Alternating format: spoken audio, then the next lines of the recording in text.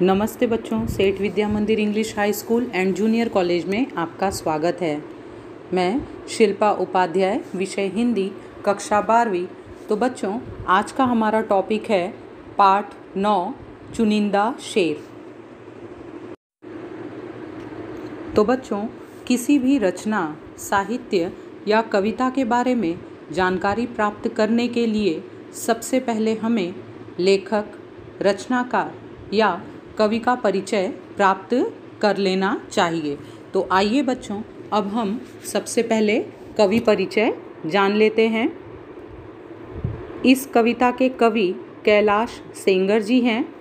कवि परिचय: कैलाश सेंगर जी का जन्म 16 फरवरी 1954 को महाराष्ट्र के नागपुर में हुआ।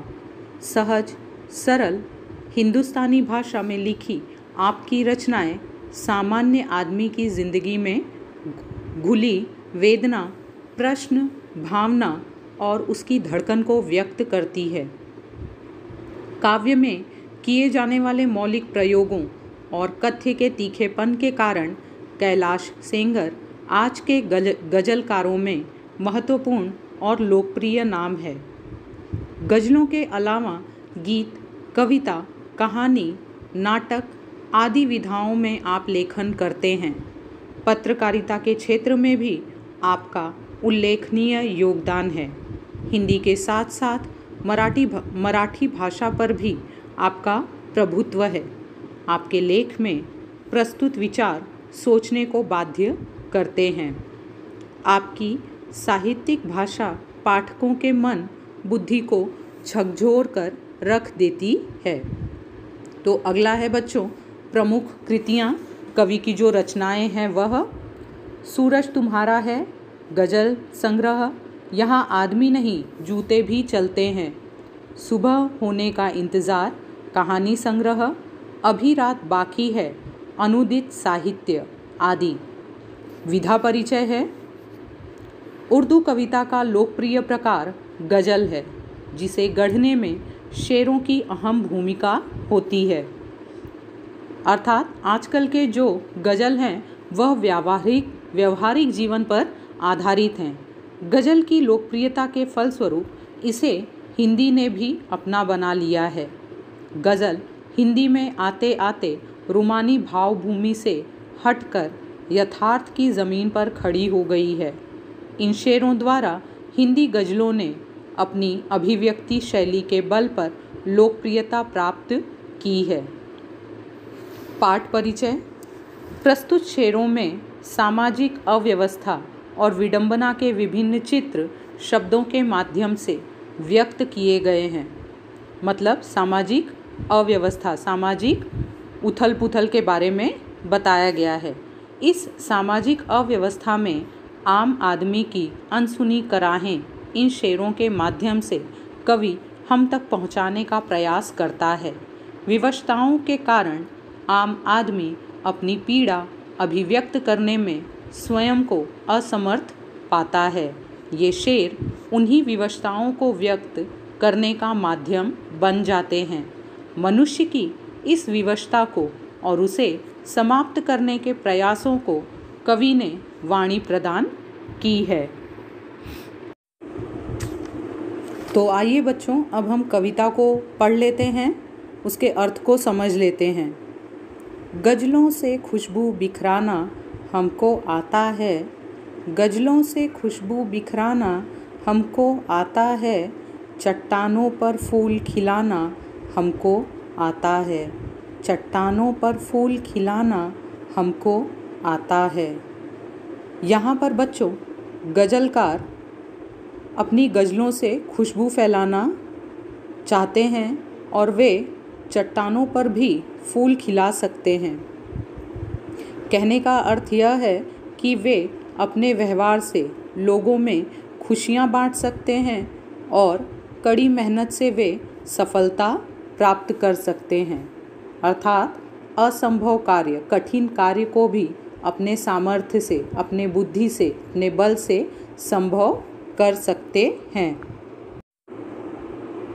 दूसरी कविता के पद: परिंदों को भी शिकायत है, कभी तो सुन मेरे मालिक, परिंदों को भी शिकायत है, कभी तो सुन मेरे मालिक, तेरे दानों में भी शायद लगा है घून मेरे मालिक, तेरे दानों में भी शायद लगा है घून मेरे मालिक।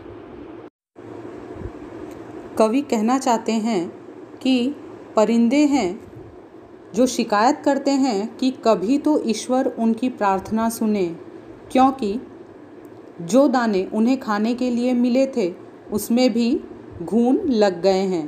परिंदे का अर्थ होता है बच्चों पक्षी या चिड़िया, और घून यहाँ पर एक शब्द आया है। घून का अर्थ है एक प्रकार का कीड़ा जो अनाज को खाकर खोखला बना देता है। तो कहने का अर्थ है कि मजबूर लोग अब यह शिकायत करने लगे हैं कि ईश्वर भी उनकी मदद नहीं करते हैं। कविता की अगली पंक्ति, हम जिंदगी के चंद सवालों में खो गए, हम जिंदगी के चंद सवालों में खो गए, सारे जवाब उनके उजालों में खो गए, सारे जवाब उनके उजालों में खो गए। यहाँ बच्चों चंद का अर्थ है कुछ, कुछ सवालों में खो गए। कहने का अर्थ यह है, यहाँ पर बताया गया है कि हम जिंदगी के कुछ सवालों में खो गए हैं, यानी सारे जवाब उनके उजालों में खो गए हैं। गज़लकार कहना चाहते हैं कि ज़िंदगी की कुछ परेशानियों को सुलझाने में हम इतने उलझ गए हैं कि ज़िंदगी के असली उद्देश्य को ही हम भूल गए हैं। कहने का तात्पर्य यह है कि आम आदमी के ज़िंदगी में, जीवन में उलझनों का सिलसिला लगा ही रहता है। जिस तरह उजाला अंधेरों को निगल जाता है, ठीक उसी तरह आम लोगों के सुख वैभव को नई नई उलझनें निगल जाती हैं।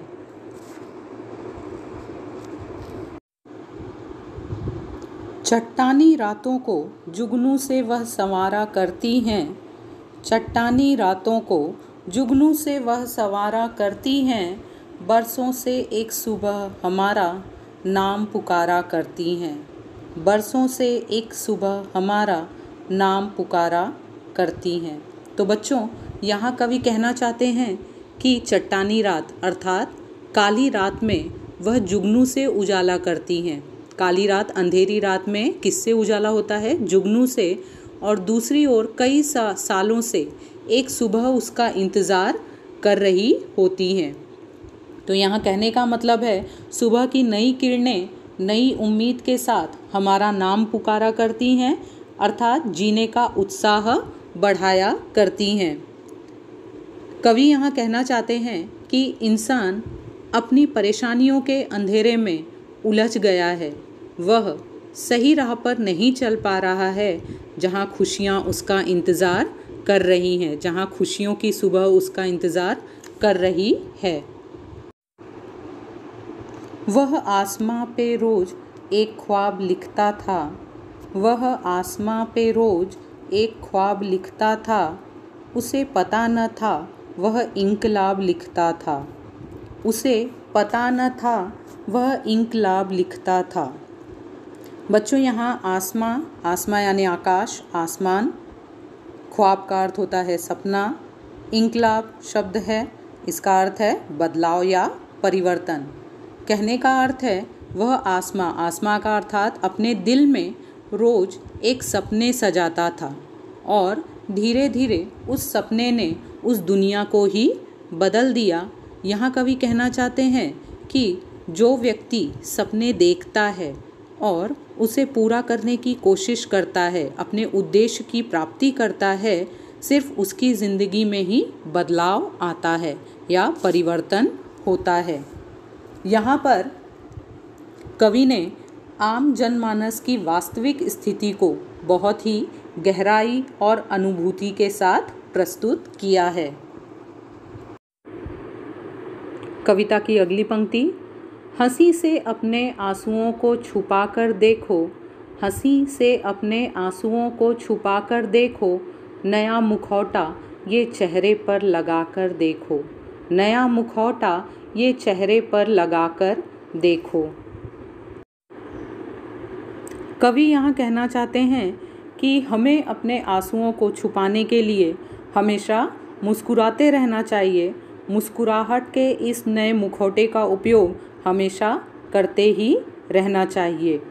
यहाँ पर यह कहना चाहते हैं कि अपने दुख को किसी के सामने नहीं आने देना चाहिए और दुख हो या सुख हर स्थिति में हर परिस्थिति में खुश रहने का प्रयास करना चाहिए।